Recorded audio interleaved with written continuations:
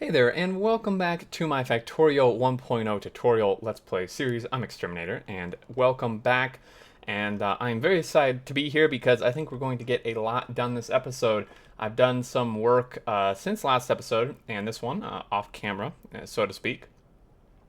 So I set up just one or two more turrets in main points where I thought I would get attacked. And then on top of that, I basically did an entire perimeter. You can see where actually it's all explored past the pollution. So I drove the tank and did an entire perimeter around our pollution cloud here and destroyed any bases that were in the pollution or very close to it. Of course, there are some here that are somewhat close, but I didn't really feel like potentially risking my life to kill some of these bigger ones at the moment. But currently, as of right this minute, there are no bases in our pollution that I could find left after I killed these, unless maybe they expanded in here. But I did a pretty solid perimeter through here. And then also I added assembling machine production and mining drill production to our hub mall section. I did that off camera just because it's very, very similar to most production things. It requires a few more ingredients, but it wasn't like any groundbreaking concepts that I thought needed to be shown and explained. They do require quite a few things, but I've simply just kind of routed things back and forth. It's getting a little messy, but not too bad. We can still build. We could even fit something in here if we need to. Right now, we are having a fairly large lack of gears. It is a pretty big problem here. You'll probably notice, but other than that, things are going pretty good. I did expand gear production slightly as well. Of course, now we have a bit of an iron issue, so that's going to come down more to just adding another iron smelter here in the near future. We could do it now, but I want to focus on getting that yellow science. We also just finished power armor research, which is fantastic. We can actually build power armor. We have processing units, we have steel, and we have electric engine units. The thing is, power armor allows us to have bigger equipment grid in our armor, which we haven't even touched on equipment grid yet. But personally, I like to just wait until I can get a fusion reactor before really investing in much, because I personally find the lower tier power generation things for your power armor to be very lackluster. Again, we haven't touched on those either. So maybe we'll look at that here shortly, but I do want to at least start off with some actual work. So we have our engine production set up here, and we've spaced this out. I think I did this just so we could have a little bit more room for expansion here. And these needed to be robot frames, or yeah, flying robot frames. So 1, 2, 3, 4, 5, 6, and 7. And these require, of course, the electronic circuits and engine units, which, as we found out last episode, we very conveniently have it on here. This is actually working out better than most of my other playthroughs, to be perfectly honest. And then we need steel and batteries. Now, we do have steel right here. We don't actually have batteries set up yet, so let's get a line run here, and then we'll make some batteries. So this does require 1 steel. These require just 1 steel, and I think it is actually safe, is odd as this may seem. I think this is actually safe to do something a bit like this, because what we can do here is we can then somehow merge batteries over here. I haven't quite figured out how we're going to do that yet, but because then we can just have a battery line right there rather than running a whole nother steel line. If this required a larger amount of steel, I certainly would want to run another steel line. I would encourage not doing this, except in cases where the things that you're feeding the steel to, in these cases, require very low amounts of it. Otherwise, I would recommend just doing another split off the main bus section here. So let's work on batteries. Batteries, luckily, are really quite simple. If we take a look here, they require sulfuric acid, which of course we are already making, and then iron and copper. Now we already have iron here. Really, ideally, I think I would actually have copper on the other half of this line, rather than running down an entire line of copper on its own. In fact, I'm very tempted to do just that. I'm very tempted to make this a combined line here, but let's get copper first. I'm running back and forth because I'm trying to get a general idea of where I want things here. So if this goes here, why don't we, okay, because this needs to somehow underground in here. So what if we do this? This is gonna get this is quickly going to get very, very crowded in this area. This could become a problem later on, but we'll see what we can work with here. So what we're gonna do, let's also just run these maximum length here, and I'm going to I'm gonna do something a little bit weird. This is maybe a little messy here, but this does work to merge this belt. I think later on we will change that so it's better. And then we're going to just purge this line here of iron. It would eventually purge itself, I suppose. Well, probably not, because the inserter would actually grab from the close side. So unless we started running out of iron on this close side, never really would have emptied out. And it's fine to have the copper here. Again, it won't mess anything up. The inserter will just take what it needs as long as what it needs is actually on there. Now, where do we want to build this? I think this is actually something I've never really done much. Is building kind of this opposite way that all my chemical plants are facing. I usually tend to have all my products and chemical plants just generally in this sort of direction and layout. But I think what we're going to do is we're actually going to build these battery things right here. It is, normally I wouldn't do this because it just takes so much vertical room, and normally I'd be kind of afraid of hitting our bus. But we've managed to actually space this out so far back, luckily, that there's really no danger of that. We have 3 lines here. This is plastic. I really don't recall what the other one here was supposed to be. Is this blue circuits maybe? I think this might be blue circuits or batteries. Blue circuits would probably make the most sense, so batteries actually needs to start a whole nother line right here. And you can see how much room we still have. There's no way that we're really going to be adding that many more lines to our bus, because we've already planned out, right, for the 4 iron, 4 copper, and all that we need.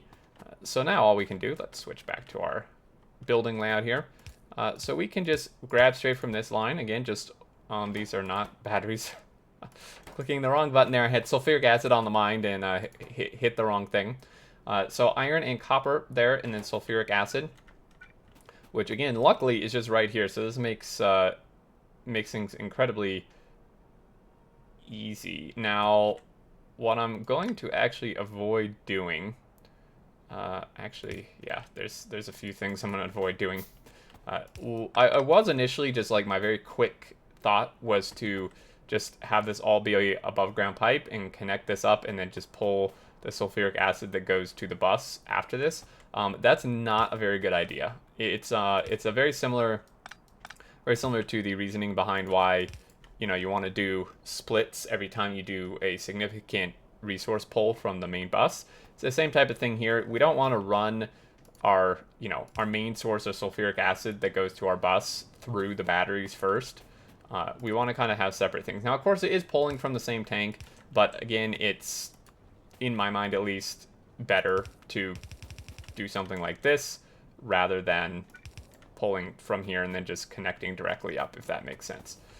Now, we could do another layout type of deal to get normal inserters here, but batteries are fairly slow at 4 seconds. I say fairly slow just because an inserter can easily keep up with that amount of production, even long-handed inserters. So we're going to output here. We could, of course, output over here, which actually, looking at this, I'm changing my mind. It's just going to save a little bit of belt because if we output over here, it's just that extra belt distance right here. It's not very much, but in general, it's an optimization that is very easy to take advantage of, and I think certainly worth taking advantage of. And then we just connect that up. So 4 battery plants. Again, I could ratio this all out perfectly, but we may need batteries for other things besides the frame. So I'm just going to do a general amount of production here. Now they do require 2 batteries. These robot frames require 2 batteries each. So it's very possible that I'm going to add just one more right now, but it's very possible that this is actually not going to be enough production. Oh, oopsie. But we'll see. So this is going to run down here, and we'll have to do a little squiggly here, which I don't particularly like, but we'll do it. And then we'll run this down and get our batteries delivered to our robot frames. And then at that point, we have... I'm going to actually, before I run all the way over there, I'm going to go get some more belt materials. And then we have two of the materials needed for this. We have the processing units already done, of course, and then we will have the flying robot frames done. And the only thing left to do at that point will be the low-density structures, which, like I said before, are simple in process, but very expensive in their ingredient costs. So that's just something to bear in mind there, that I'm actually going to grab more of these, because I know I'm going to need quite a bit for the process, or for the low-density structures. Yeah, so they're very expensive, but the actual recipe for them is simple. And we don't have to make anything new or anything like that. We just have to connect up the ingredients we already have on the bus and then watch it disappear because it's going to eat everything.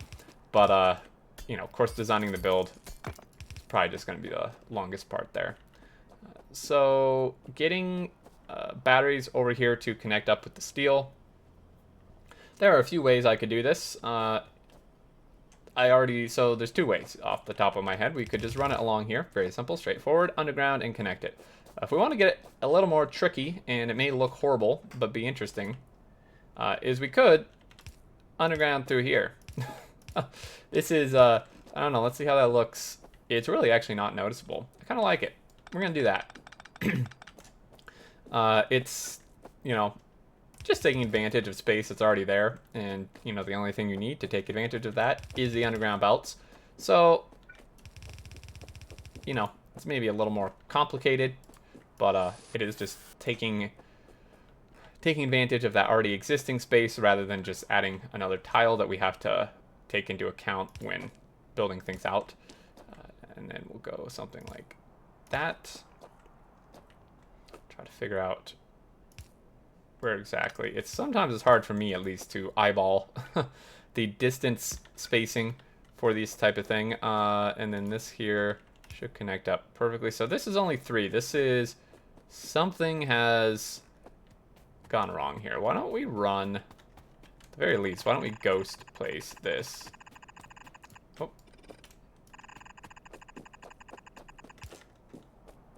Oh. Did I mess this up?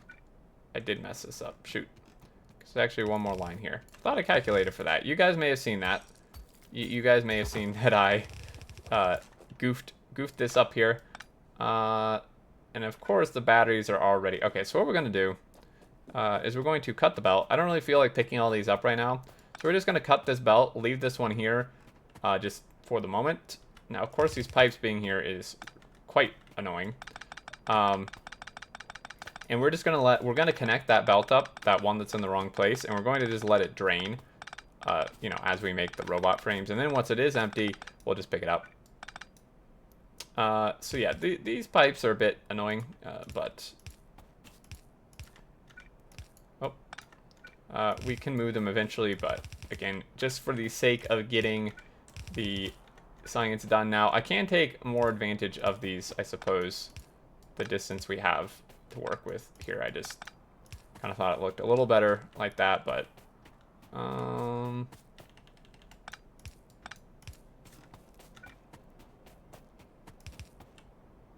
okay, here we go. Oh, so in general, it is good if you can, even though I just was doing exactly the opposite of what I'm about to say. It is good to take advantage of the full length of your underground belts. Simply, you know, if possible, obviously here it's not entirely possible, just because, you know, it's a fixed cost to make these belts and a fixed distance. So if you make this and then only use it to cover 2 spaces, in essence you are kind of wasting ingredients, because you use the same amount of ingredients for it regardless of how much distance you use it for. So that's just something to keep in mind there. And I'm just gonna merge this since this one will eventually, well, yeah, actually we can prioritize this. So if we output priority this side, then it will prioritize this first, and then once that's empty, it'll do this one. And that should work quite nicely. And again, remembering that this will be gone here, so we'll have to move that a little bit, but go ahead and do that. And that should be good to go through here. And we'll go ahead and connect this up right over here. There's really multiple places we could do this. And then this one, I suppose we could do it over here. Is that going to look better maybe? I think that looks better potentially. And then these guys, they don't need these particularly fast. We can do normal inserters. We could do fast inserters too. This doesn't really matter too much. All right. And then after we get this going, we do need to start thinking about how we want to set up our low density structure build. Let's just run. Let's connect this way. It's a little cleaner. And then, of course, some long-handed inserters. So what all do we have here? We have those. We have these. I think we do want to output this way, perhaps. Okay. Not entirely sure like what direction I want this belt to go, so let's do it that way for now. Those are working, of course. Our power is probably going to conk out here soon. If we were doing research and all the labs and all the science and stuff were on, our power would probably definitely be struggling. There's really no question to that. So we do need to upgrade that here pretty soon. We can add more steam engines. There's also two other power options in the game, which we've not really touched on. There's solar power and there's nuclear power. Now, nuclear power is, as you might imagine, a very late game power source. We do actually have the ability to research it. It is very, very costly to actually get set up, and it takes special fuel, which, again, as you probably are not surprised by, it takes uranium to get that fuel. And there's a fair bit involved with that in multiple different ways. It's a little too much to explain at the moment, but all I can tell you is it's a very, if you want to do it in a safe manner, and you know, be the most prepared, it's a fairly lengthy process to get things to the point of actually being able to use it properly. So I think we will try to do nuclear in this playthrough just to show it to you guys. But there are those two sources. I'm searching for everything I need here. So we need plastic, which we ran down. We need copper, which we need to run down. Stuff way back here. And then we need let's actually, again, I do like undergrounding the split offs rather than the bus, because once this becomes 4 lines, if this were a solid line, we would have to do 4 underground belts instead of just 1, so it's more cost effective when possible. It's not always going to be possible, like right here. But yeah, so nuclear is pretty interesting, honestly.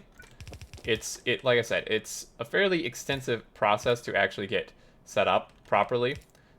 We do have some uranium on the map. I actually noticed it as I was doing my perimeter. There's a little teeny tiny bit right here, which is going to be almost near impossible to mine. Need to find some more. But there is uranium here. And uranium is interesting in the fact that, unlike any other resource in the game, uranium actually requires liquid. It actually requires sulfuric acid input into miners to be able to mine it, which is quite interesting. So instead of just having a normal train like we do for our coal, we then have to figure out the logistics of somehow transporting sulfuric acid out to an outpost, and that's only a minor part of the, you know, large picture of setting up nuclear. So, you know, just kind of give you guys an idea, it is fairly complicated. And solar power we haven't even unlocked yet. So solar power is interesting. It's pretty self-explanatory. You know, we have solar in real life. In the battery storage we have in real life, in the game it's accumulators. I think we probably have like large versions of that for industrial purposes in real life. Otherwise it's just like a small battery bank in someone's home. They're on solar power.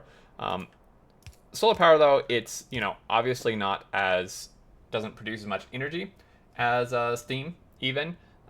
So it takes a very large amount of it to actually give a substantial amount of power. And, there is technically almost infinite space in the game. Like, I mean, we could just fill this whole thing with solar. It's just very tiresome to do that. It's also very expensive to do that. Solar may not seem expensive on its own. I mean, it is a little bit. One solar panel here is 5 copper, 5 steel, and 15 circuits. And you can see there, it produces 60 kilowatts of power compared to a steam engine which produces 900. This produces 1.5 times, sorry, not 1.5, 15 times, if my math is correct, 15 times the amount of power. And I think it's even just cheaper as well.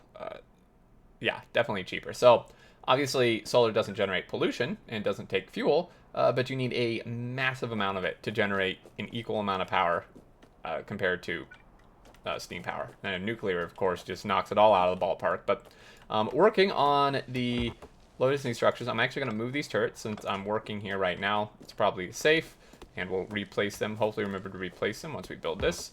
And we'll get this built, and then that might be a good place to call an episode. So I'm just going to clear some trees here. Now, we can ratio this. There's no way we're going to be able to supply. I can tell you right now, there's no way we're going to be able to supply this. But if we were to look at this, this requires 3 low-density structures. Again, remembering that we're going to have 7 machines of this, so we need 3 low densities every 3 seconds, which is an average of 1 per second. And these take 20 seconds, so we need 20 machines to do this. And we have these machines. We can set the build up for it, but like I said, I can absolutely guarantee you right now there's no way this is actually going to be able to be run 100%, all 20 of these. Just because our resources are certainly not up to snuff, up to par for that. So this does require 3 inputs, which means we're going to need 2 input belts, as we've gone over before. And as we've gone over before, guys, you probably, hopefully, are remembering, saying in your head to yourself, that we want the highest consumed or highest throughput material to have its own belt. So if we need 2 belts anyway, obviously we do for 3 inputs, we want to put steel and plastic together on a belt because they're lower consumers, or consumption rate, only 7 total between the two, whereas copper is 20 by itself. So we want to dedicate just a whole belt to copper. We don't want to do like copper and steel, and definitely don't want to do copper and plastic. Just copper on its own. So with that in mind, we can really arrange this however we like, just as long as copper does have its own line. I'm going to go ahead and put it here. Another thing to keep in mind, while not as important for this particular recipe because it's just a long craft, but you would maybe want to set up the high throughput thing so that you make sure you are using fast inserters, meaning that not set it up in a way where you would need long-handed inserters. In this specific case, it would be fine just because it's such a long craft time.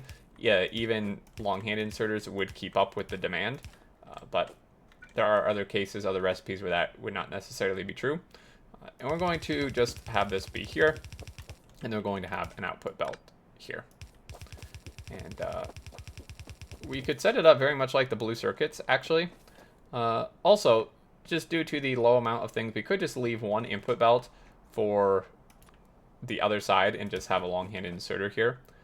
It really doesn't matter much, because if we did it like this, we're taking 1 belt and splitting it just into 2 belts, so basically this is actually just half a belt each, and that's just the same as just having a full belt here. So we could save space to do it and do it this way. I do think doing it the blue circuit way probably looks a little better, so maybe here in a few seconds I may decide to tear this down and redo it, but we'll see. So we'll just have these grab right here, like this. And then, of course, we want to kind of flip this idea. So this is an output belt here. So now we actually want our long-hand inserters for this side to be going the other direction, of course, to output. And again, with such a long craft time, it is not necessary for these inserters to be fast or for these output ones to be fast. but we'll just do that anyway. Now, it depends how you like the setup. You could arrange the longhand inserters so they match up rather than doing every other. To me, I don't look at it close enough for this to be a problem. In fact, kind of just the every other, you know, red, blue, or blue, red. Actually, kind of looks a little bit nice to me. So, of course, now this is off. If we had these lined up, it would probably be a bit better. So I made to change it, honestly, after... I don't want to take the time right now and bore you guys with that, but after I close the recording out, I may change that up a little bit. Just swap them so all the fast inserters are lined up. We'll see. So this is going to be copper. This is going to be copper. Now to begin with, well, we should just do it properly to begin with. So we're actually going to do 2 separate splits. So instead of doing what we're doing with circuits, where it's like this. Now, ideally with circuits, we would have 2 separate splits, but this is a fairly small build compared to this.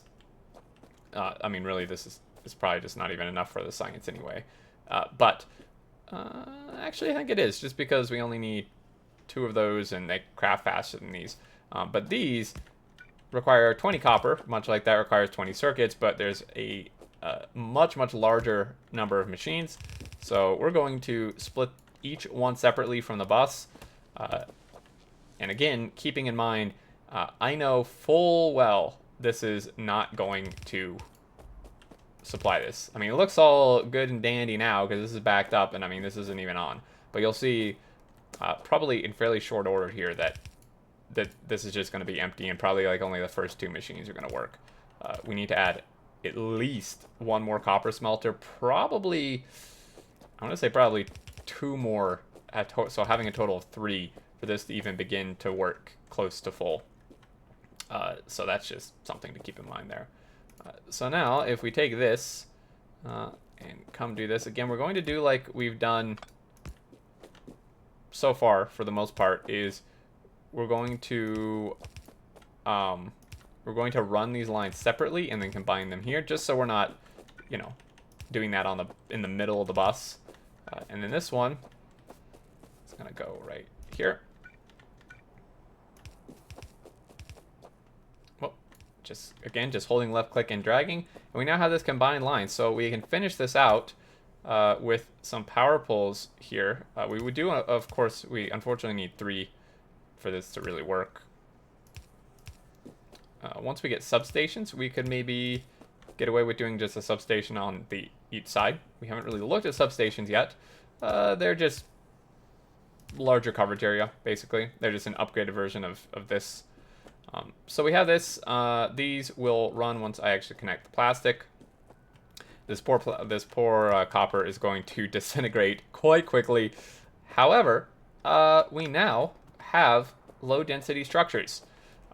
And this is something I would potentially want on the bus, because I know that this is going to be needed for the rocket, to launch a rocket for the in-game goal. Realistically, I would probably just have an entire separate build doing that. And with that in mind, I'm actually going to run this like that. We can always just easily turn the direction of it. Because this is running upwards, you know, this can just run out like this way towards science. And in fact, what we're going to do is we're actually going to do this, and, well, this is not particularly clean here, unfortunately. Kind of backtracking here a little bit, but we're going to do that. So we already have our line of this and this, and then the last thing we need there is the processing units, which we can add on to the bus. And I think this episode feels as if it's been quite long, so although it may seem like an odd place to call it, I think I'll call it because, you know, I think I'm just going to maybe get everything set up for the yellow science, and I'll wait to turn it on until next episode. We have everything made for it, which was the complicated part. The actual placement of the machines and just inserting the ingredients in is, at this point, nothing new whatsoever. You know, we're going to have, again, 3 ingredients, which means we need 2 input lines and then an output line, and that will be done. We're just going to stick it right here. We need 7 machines for that. And it's going to be interesting. It's going to be interesting seeing how quickly this copper drains. In fact, we can probably fairly shortly we'll notice it. And then we'll run this over. It is quite a distance to run over, but we'll combine this. We're going to combine this with purple. Yes, we are going to combine this with purple, and that will be the last of the science, guys. What a huge accomplishment. That'll be the last of the science we build, I should say. There is, of course, one more science, which you get a bit later on from the rocket, and it's you know, that's a very late game science. It's not really a spoiler because you've probably seen it as I've been scrolling through here. If we all go all the way down, it's this science right here, space science. It's used in some things, mostly in infinite researches and very, very late game researches. Actually, surprisingly, not using the Spidertron. So if we wanted, could get the Spidertron after we set this up. And I mean, what kind of question is that? Of course we want it. So that may be what we do. Actually, the first thing I'm going to do, though, is make a fusion reactor, because then we can mess with the power armor in a nice way that I would like to. I'm actually going to have this be... no, I'm going to have this be input. I'm going to output here. I said when I was going to end the episode, and... Okay, well, why don't we just finish this? Why don't we just go ahead and finish this, huh? So, we're going to get this guy going here. Hopefully not too many people clicked off the video already when I said I was going to end it. And then this will be blue circuits right here. And can just place over there, face it the other direction. And these are going to come over here. Whoop. I don't recall what I was putting. Was I putting blue circuits here? Is this what I was doing? I think that's what I was doing. So this one... See, how are we going to get him through here? So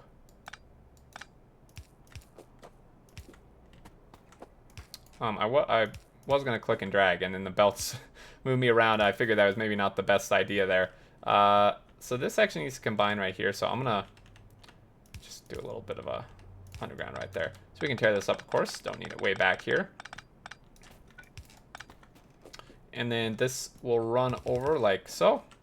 A little bit annoying, but get that. And then this guy comes over. Plastic may actually be a bit of a shortage too, I'm starting to notice. And that one...